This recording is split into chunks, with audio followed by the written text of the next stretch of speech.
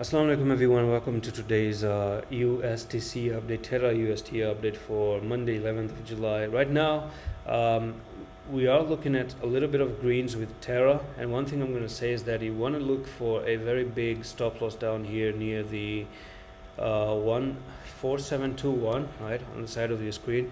So the 4721 is going to have to be your stop loss on the daily, based on the daily time frame. I just want to look what the 4-hour time frame really looks like. And by that one, let's just remove all the drawings right now and talk about this one, right? So there's a little bit of a mini trend line forming up here for this coin right now. I just don't know if I can connect this like this. Yeah, this looks better, so I'm just gonna connect that one as well. And there's some sort of a upper resistance as well right over there. And yep, you're coming up with a decision by tomorrow. So tomorrow you're going to have this decision coming in, and boy oh boy, doesn't that looks almost like a bull pennant?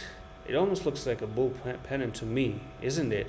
And you can actually break out and you can really move high. That's really beautiful. So what I'm going to do is diving into the daily time frame here. Now keep in mind that's a 1 hour daily time.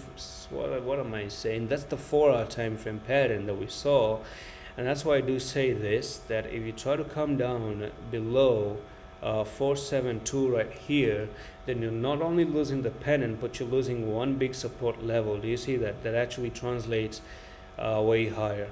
Now something does tell me that this could actually end up being that bullish pattern that we've been waiting for, and you might be looking for a very huge continuation from there to there. You make the bull pennant and you're looking for a continuation up here to nearly 51558 level. And that's it for today's update. Quick update on the USDC. I'm going to see you in the next one. Allah Hafiz.